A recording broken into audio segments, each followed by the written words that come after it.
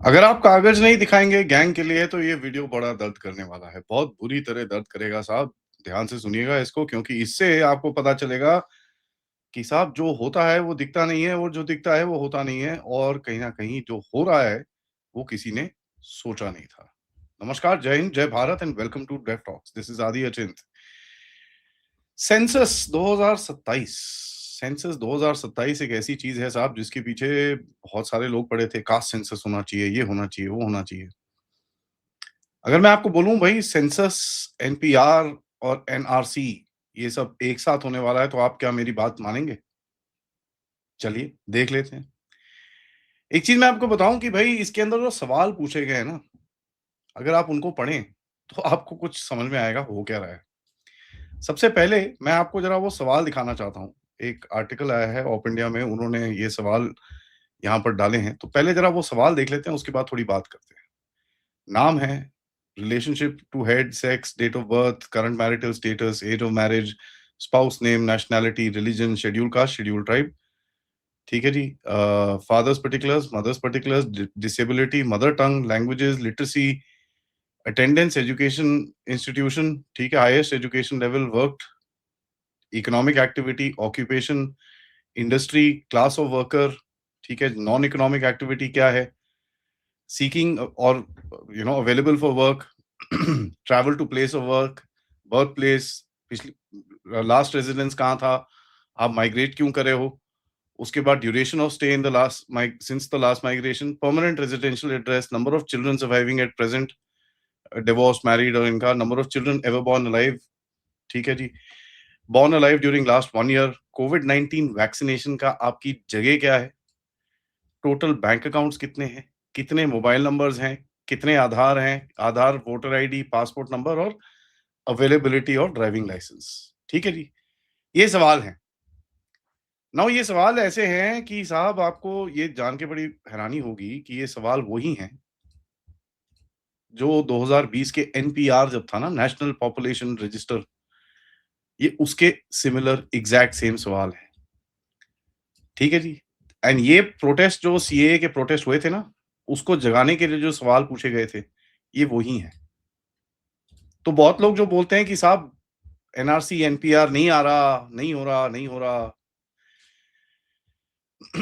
जो notify 40 question करे गए हैं यहाँ पर, उनको अगर आप देखें कि साहब बेसिक 14 फील्ड्स उन्होंने बनाई है कि आप है कौन, आपके पेरेंट्स कौन हैं, आप आते कहाँ से हो, आप यहाँ पर आए कैसे हो, आपका परमानेंट बेस क्या है, आपके आइडेंटिटी सिस्टम्स क्या-क्या हैं, क्या-क्या चीज़ें हैं। और अगर आप यहाँ पर देखें 2020 का जो एनपीआर का शेड्यूल था, उसके अंदर यही एग्जैक्ट क्वेश्चन थे। एनपीआर की जो कंट्रोवर्सी थी, ये अबाउट काउंटिंग रेजिडेंस नहीं था साहब। सिटीजनशिप रूल के अंदर एक एक रजिस्टर ऑफ यूजुअल सिटीजन्स बनता है, ठीक है जी? और जिससे वेरिफिकेशन कर सकते हैं एक पॉपुलेशन रजिस्टर की तरफ, जिसको बोलते हैं national population register, national register of Indian citizens.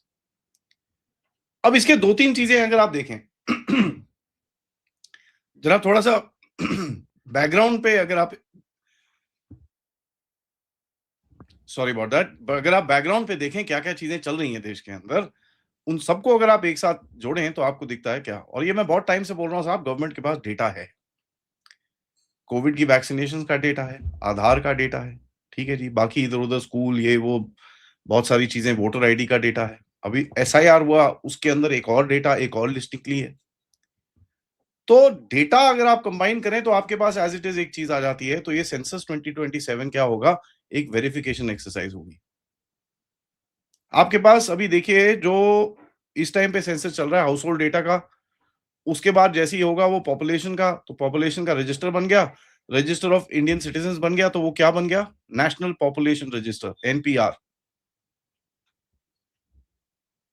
ठीक है जी, गवर्नमेंट ने ऑफिशियली एनआरसी नहीं बोला है, कोई उसमें वो नहीं है, ठीक है? कहीं पे वो एविडेंस के हिसाब से अगर आप देखें भैया कहीं नहीं है, लेकिन एनपीआर की एक्सरसाइज चल रही है, जो सेंसस के अंदर है, ठीक है जी। भारत का पहला डिजिटल सेंसस कहाँ होगा? 2027 में होगा।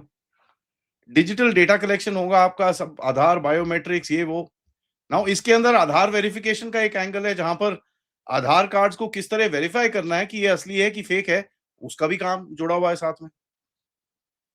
इसके अंदर birth records, pan, bank KYC, mobile KYC, ये सब चीज़ों को अगर आप जोड़ें, वोटर आईडी, उसके बाद आपका बायोमेट्रिक्स जो है, उसके बाद आपका एसआईआर का जो डेटा है, उसके बाद आपका जो कोविड-19 का जो डेटा है, वो सब अगर आप जोड़ें तो आपको क्या मिलता है साहब? एक एरा था जो फ्रैगमेंटेड आइडेंटिटी डेटाबेसेस थी, जहां पर एक जगह पे एक लिस्ट है, एक जगह पे एक लिस्ट है, एक जगह पे एक लिस्ट है। अब इन सबको अगर आप कंबाइन करें, डिजिटाइज करें और उसके बाद उसके ऊपर रीचेक करें सेंसस के द्वारा, तो आपके पास क्या निकलता है उसका जवाब जरा आप ही कमेंट बॉक्स में दे देंगे तो थोड़ा बेटर रहेगा। यहां पर माँ बाप की डिटेल्स क्यों पूछ रहे हैं? ये बहुत मैटर करती हैं, जरा ध्यान से सुनिएगा इस चीज को। लिनिएज कि साहब आप पहुंचे कैसे यहाँ पर, how did you come here? ठीक है जी, आपके मदर फादर कौन है, उनका बर्थ प्लेस क्या है, उनका प्रीवियस रेजिडेंस क्या है, क्या नहीं है, और वो टैग होगा, क्योंकि अगर आप सेपरेट रह रहे हो अपने मदर फादर से, आपसे इन्फॉर्मेशन होगी और आपके मदर फादर से इन्फॉर्मेशन होगी, तो वो लिंक अप करेगा। That is very easy to do. ठीक है जी। अब माइग्रेशन होती है, उसके अंदर कोई डाउट नहीं है, माइग्रेशन लास्ट, करंट, ये वो दैट दैट इज हैपनिंग। अब इस सबको अगर आप डिजिटाइज करेंगे तो आपके पास क्या निकलेगा, आप देख लीजिए। एक और पॉलिटिकल अर्थक्वेक है कास्ट का। ठीक है जी। इन्यूमरेट कैसे होगा एस सी एस टी, वो देखेंगे पूरा, पता चल जाएगा एग्जैक्टली क्या है। तो देखिए, जो एक पॉलिटिकल डेटा सेट है वो पूरी तरह से आपके पास अभी सामने आएगा। एंड यहां पर देखिए आप, अब मैं आपको थोड़ा सा एक चीज बताऊं कि 15 सेक्शन जो है सेंसस एक्ट का, इसके अंदर इंडिविजुअल इंफॉर्मेशन जो सप्लाई की जाती है वो कॉन्फिडेंशियल रहती है। ठीक है जी, वेरी वेरी सिंपल, वो कॉन्फिडेंशियल रहती है। अब यहां पर आप कनेक्शन देखें तो आपको पता चल जाएगा कि भाई इतने लोग हैं, इतना इन सबके डेटाज हैं आपके पास, सब कुछ क्लियर है। इसके साथ जोड़िए नेट ग्रिड, नेशनल ग्रिड जो है उसके अंदर 130 करोड़ लोगों का डेटा ऑलरेडी है। नेट ग्रिड के साथ इसको जोड़िए तो आपके पास एक सिंगुलर डेटा सेट निकलता है, जो जो भारत के लोग नहीं हैं उनको आइडेंटिफाई करना, डिटेक्शन, डिलीशन, इन दोनों पे काम आपके सामने होता हुआ बड़ा क्लियरली दिखता है। दूसरा क्या है कि जब ये होगा तो आपको डिलिमिटेशन जब करनी है, जो पॉलिटिकल बाउंड्रीज तोड़नी है, जो वोट बैंक तोड़ने हैं, वो करना बड़ा, आपके पास डेटा पूरा होगा, किस जगह में क्या है क्या नहीं है, उसके हिसाब से आप बड़े आराम से कर सकते हो। तो इस सेंसस से, हाँ ठीक है, आपके इलीगल्स डायरेक्टली ना पकड़े जाएं तो बट आइडेंटिफाई हो जाएंगे, वही एक डिटेक्शन और डिलीशन का फेज है। आइडेंटिटी ग्रिड जो है आपका वो पूरी तरह से सेट हो जाएगा और उसके बाद आपको जो जो भी करना है, उसके बाद जो भी गेम खेलनी है, जो भी चीजें करनी है, आपको करना बड़ा इजी हो जाता है। देखिए, ये चीज याद करिए, एक टाइम ऐसा था कि ये लिब्रांडू इतना रोए थे कि ये चीज नहीं करनी, ये चीज नहीं करनी। इन सबको पता था क्यों नहीं करनी है। ठीक है जी, इन सबको पता था क्यों नहीं करनी है। अब इस क्वेश्चनेयर के अंदर आपसे एजुकेशन, स्किल्स और ये सब चीजें भी पूछी जा रही हैं। तो उसका आप और भी इकोनॉमिक चीजें और ये सब चीजें कर सकते हो। ठीक है, और ये वही डेटा है जो भैया लिब्रांडो रोए थे कि ये नहीं, हम पेपर नहीं दिखाएंगे। वो एनपीआर तो खैर हो नहीं पाया क्योंकि उसके बाद कोविड हो गया और काफी लेफ्ट लिबरल ग्रुप और जितने मुस्लिम ऑर्गेनाइजेशन ने पूरी तरह से अ, हल्ला बोल करा शाहीन बाग के अंदर, इधर वेस्ट बंगाल में, असम में। और उसके बाद जब इसके ऊपर ज्यादा बातें नहीं हुई तो लोगों ने सोचा ये मर गया है। ये मरा नहीं है साहब, इसको दूसरी तरफ से लाया जा रहा है। और ये चीज मैं बार बार बोलता हूँ साहब, एक एक एक चीज को करने के 25 तरीके होते हैं। ठीक है जी, एक चीज को करने के 25 तरीके होते हैं। नाउ देखिए, मैं लीनिएज की बात कर रहा था, मैं जरा उसके ऊपर थोड़ा दोबारा वापस आना आना चाहता हूँ। आपसे एसआईआर में इस टाइम पे क्या पूछा जा रहा है कि भाई आप कहाँ के हो, कैसे हो, यहाँ पर कैसे हो, आपके पेरेंट्स ने वोट कहाँ किया था, 2002 की लिस्ट में नाम है कि नहीं है। और जैसी आपके लीनिएज पता चलती है और एक हेड ऑफ हाउस होल्ड और ये सब चीजें पता चल जाती हैं, तो जो ड्राफ्ट रिक्वायरमेंट्स आपको एनपीआर के लिए चाहिए थी, वो पूरी पूरी एकदम स्ट्रेट वहीं पर हो जाती हैं। ठीक है, it comes to the same point. अब एक अगर बांग्लादेशी है जो यहाँ पर घुसा हुआ है, उसके क्या लीनिएज होगी यहाँ, किस तरह से वो लीनिएज को प्रूव करेगा, है ही नहीं उसके पास। ठीक है? It can not be done. अब देखिए एक बांग्लादेशी कोई है जिसने इल्लीगली एंट्री करी है, लोकल आइडेंटिटी ले ली, सब कुछ ले लिया। लेकिन रेट्रोस्पेक्टिवली ये अपने बाप का नाम 1971 की वोटर लिस्ट में कैसे डालेंगे साहब? समझिए इस चीज को, 1971 की जो वोटर लिस्ट है उसके अंदर डाल पाओगे आप? नहीं डाल पाओगे। 1980s की वोटर लिस्ट है उसके अंदर डाल पाओगे? नहीं डाल पाओगे। तो ये जो लीनियज की बात है, this is one of the biggest things. Genuine lineage अगर आपकी एस्टैब्लिश होगी कि आप यहीं के हैं, आपकी फैमिली यहीं की है, तो फिर कोई प्रॉब्लम नहीं है। उसके अंदर कोई हिंदू या मुस्लिम या क्रिश्चियन या बुद्धिस्ट या पारसी किसी का भी कोई वो फर्क नहीं पड़ता। अगर आपकी लीनियज है तो कोई टेंशन नहीं है। अब इसके अंदर एक सिटीजनशिप एंगल भी है। ठीक है जी।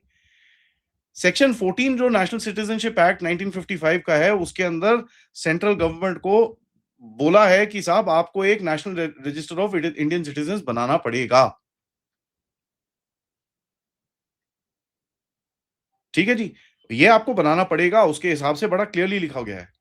और यहां पर जो क्रिटिक्स ये इतना रोए थे इसके बारे में, इनको पता है कि साहब अगर ये बन गया तो इन्होंने जो वोट बैंक यहां पर बना के खड़े हुए हैं, जो चीजें कर रहे हैं, वो नहीं चलेगा साहब, वो बिल्कुल नहीं चलेगा। अब देखिए मोदी साहब ने जो अनाउंसमेंट करी है और बोला है कि भाई जेन ज़ीज़ जरा आप ऑनलाइन कर सकते हैं, काफ़ी चीज़ें, जरा शुरू हो जाओ अपने घर के काम, जरा अपने एल्डर्स हैं जिनका फटाफट काम करो। उसकी अभी रूल्स क्या है, क्या नहीं है, वो नोटिफ़ाई नहीं हुए हैं, तो हमारे पास इतनी डिटेल्स नहीं है कि किस तरह से वो होगा। But at the end of it आपको ये पता है कि जैसे ही ये काम शुरू होगा, बहुत सारी चीज़ें ठीक है जी। द फर्स्ट फेज जो चल रहा है इस टाइम पे, आप देखेंगे कि जो housing and house listing operation जो इस टाइम पे चल रहा है, ठीक है, which is part of the census, दो फेजेस में होगा वो। पहले हाउस लिस्टिंग होगा, उसके बाद आपका पॉपुलेशन सेंसस होगा। और by the way Ladakh, Himachal, Uttarakhand में ऑलरेडी ये सब काम शुरू हो चुका है वहां पर, बिकॉज वहां टाइम लगता है यार उधर पे पहुंचना, ये वो चीजें काफी है।